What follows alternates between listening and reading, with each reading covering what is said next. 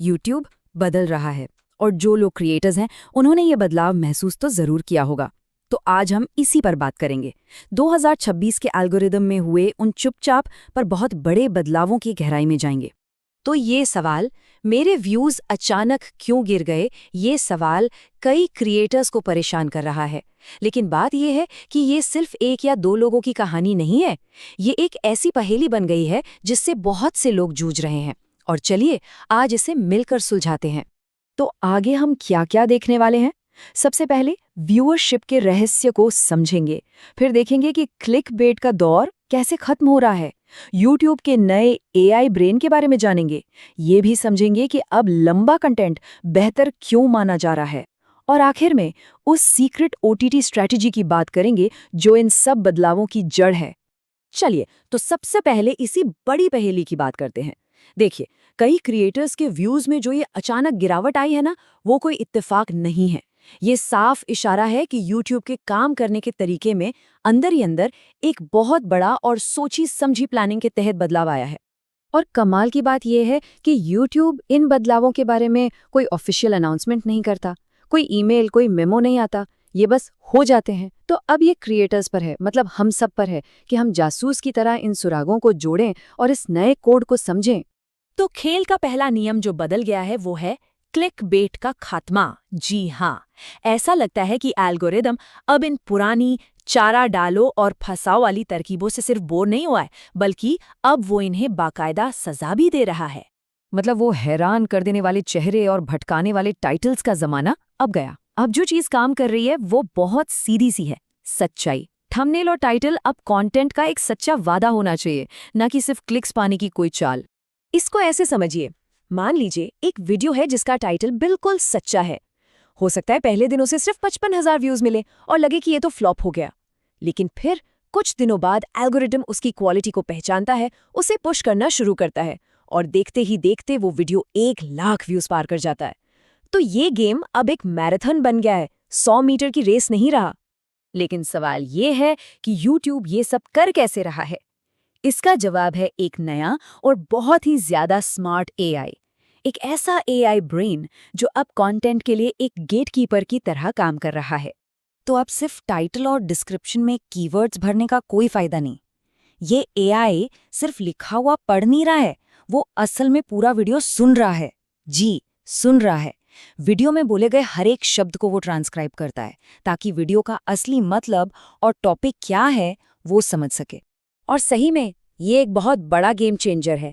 ये smart AI किसी भी झूठे टाइटल से धोखा नहीं खाने वाला। वो क्या करता है, वो चमकीली पैकिंग को अनदेखा करके सीधे अंदर के कंटेंट को देखता है, ताकि वीडियो उन लोगों तक पहुंचे जो सच में उसे देखना चाहते हैं। तो ये पूरा प्रोसेस काम कैसे करता है? बहुत आसान है।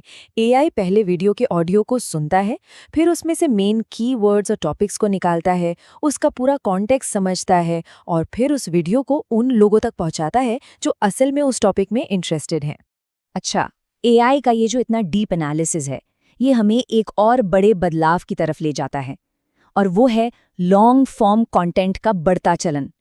ऐसा नहीं है कि 5 मिनट की वीडियोस खत्म हो गए, लेकिन अब एल्गोरिदम को डिटेल्ड गहरे कंटेंट में ज्यादा दिलचस्पी आ रही है। अगर इसमें कोई शक है तो जरा बड़े चैनल्स को देखिए। ध्रुव राठी के 20 से 30 मिनट के वीडियोस हों या राज शमानी के 1.5-2 घंटे लंबे पॉडकास्ट, आंकड़े साफ साफ बताते हैं करोड़ों में व्यूज। ये साबित करते हैं कि अगर कंटेंट मजेदार और जानकारी से भरा हो तो ऑडियंस पूरा समय देने के लिए तैयार है। लेकिन हाँ, यहाँ एक बहुत जरूरी बात ध्यान में रखनी है। सिर्फ वीडियो को लंबा करने के लिए खींचने से कोई फायदा नहीं होगा। कंटेंट का इंगेजिंग होना, दिलचस्प होना बहुत जरूरी है। अगर वीडियो बोरिंग हुआ तो लोग उसे बीच में ही बंद कर देंगे और फिर एल्गोरिदम भी उसे प्रमोट नहीं करेगा। तो क्लिकबेट का खत्म होना, एक स्मार्ट एआई का आना और लंबे कंटेंट को तरजीह देना, ये सब एक बड़ी पजल के टुकड़े जैसे हैं।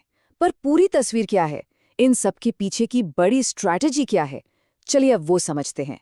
सीधे सीधे कहें तो YouTube अब सिर्फ एक वीडियो शेयरिंग प्लेटफॉर्म बनकर नहीं रहना चाहता। उसका असली मकसद है अगला बड़ा OTT प्लेटफॉर्म बनना। बिल्कुल, वो नेटफ्लिक्स और Amazon प्राइम जैसे बड़े प्लेयर्स को सीधी टक्कर देने की तैयारी में है।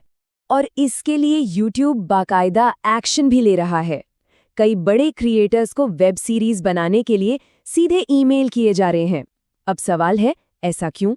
क्योंकि वेब सीरीज लोगों को एक के बाद एक एपिसोड देखने के लिए प्लेटफॉर्म पर रोक कर रखती है, कि वैसे ही जैसे कोई अपना पसंदीदा शो देखता है। और इसके पीछे की इकोनॉमिक्स बहुत सिंपल है। लोग जितना ज़्यादा टाइम प्लेटफॉर्म पर बिताएंगे, उतने ज़्यादा एड्स चलेंगे। और ज़्यादा एड्स का मतलब है क्रिएटर्स के लिए भी ज़्यादा कमाई और खुद यूट्यूब के लिए भी। तो अब जब हमने इस पूरे कोड को एक तरह से समझ लिया है, तो सवाल उठता है कि क्रिएटर्स के लिए इसका मतलब क्या है। चलिए इस सारी जानकारी को कुछ सिंपल एक्शन लेने वाले पॉइंट्स में समेटते हैं, जो 2026 में यूट्यूब पर काम आएंगे। तो सारी बात 2 गोल्डन रूल्स पर आकर टिक जाती है। रूल नंबर 1, हमेशा असली रहें, क्लिक बेट को बिल्कुल छोड़ दें। टाइटल एक वादा है, उसे निभाना जरूरी है। और रूल नंबर 2, अपने टॉपिक की गहराई में जाएं, लंबे एंगेजिंग वीडियो बनाएं जो किसी भी विषय को ठीक से समझाएं और देखने वालों को सच में कोई वैल्यू दें। और ये सारी बातें हमें एक आखिरी बड़े सवाल पर लाकर खड़ा कर देती हैं। ये जो इतने बड़े और महत्वाकांक्षी कदम उठाए जा रहे हैं, क्या इनके साथ यूट्यूब सच में हमारी आंखों के सामने ही अगला नेटफ्लिक्स बन रहा है? इस सवाल का जवाब ही शायद ऑनलाइन एंटरटेनमेंट का भविष्य तय करे।